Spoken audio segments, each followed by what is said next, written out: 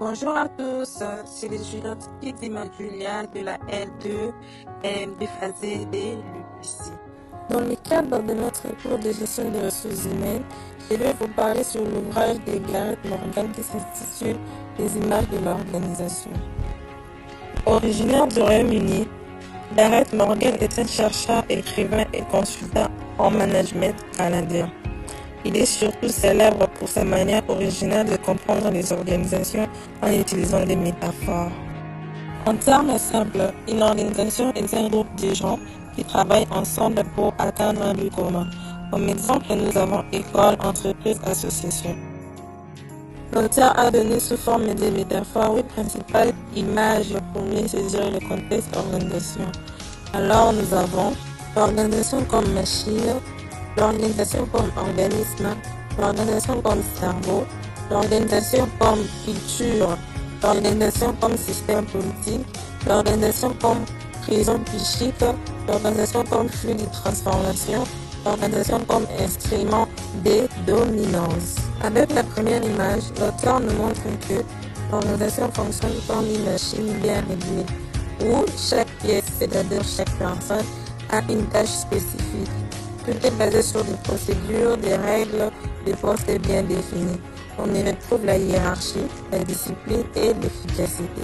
Exemple, une usine de production ou une administration publique. Ce modèle est très efficace pour les tâches répétitives, mais par contre, il est rigide et un peu adapté. L'organisation comme organisme. Ici, l'organisation est vue comme un être vivant. Elle s'adapte à son environnement pour survivre. Elle cherche à satisfaire ses besoins, ressources, énergie, information. Il y a des valeurs, des habitudes, des règles dans l'équipe. Des rituels, façon de commencer les réunions par exemple, de célébrer des réussites. Un langage commun, ou soit mot, expression utilisée par les membres de la société. L'organisation comme cerveau. Cette image montre une organisation intelligente et capable d'apprendre. Elle traite l'information, elle réfléchit, elle s'améliore. Les décisions sont prises collectivement et évoluent. L'organisation s'adapte facilement au changement. Les employés participent aux décisions. Elle trouve des bonnes solutions grâce à l'intelligence. L'organisation comme culture. Cette image montre que chaque organisation a sa propre façon de vivre, de penser, de faire des choses. Un peu comme un pays a sa culture. Il y a deux valeurs, des habitudes, des règles non écrites, des rituels. Exemple, la façon de commencer les réunions, de célébrer les réussites.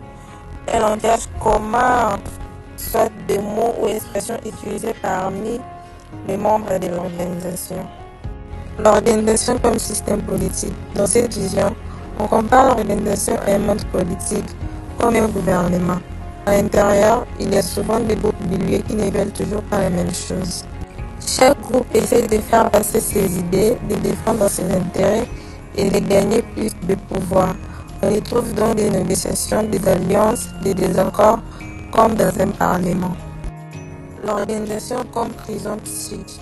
Cette image montre que parfois les personnes dans une organisation sont enfermées dans des habitudes ou des façons de penser qui les bloquent. Les gens peuvent avoir peur du changement, rester coincés dans une routine ou suivre des règles sans jamais se poser de questions. Ils ne sont pas prisonniers physiquement, mais mentalement.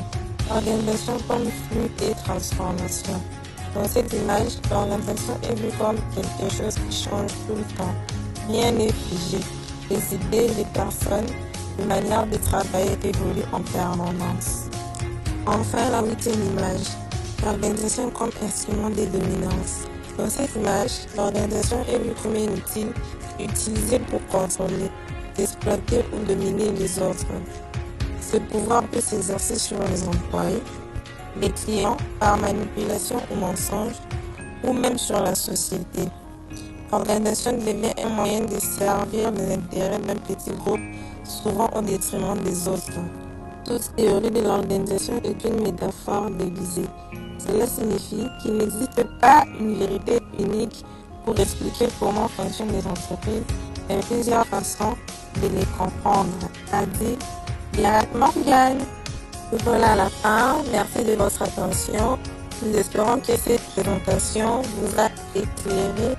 À bientôt. Ciao, ciao.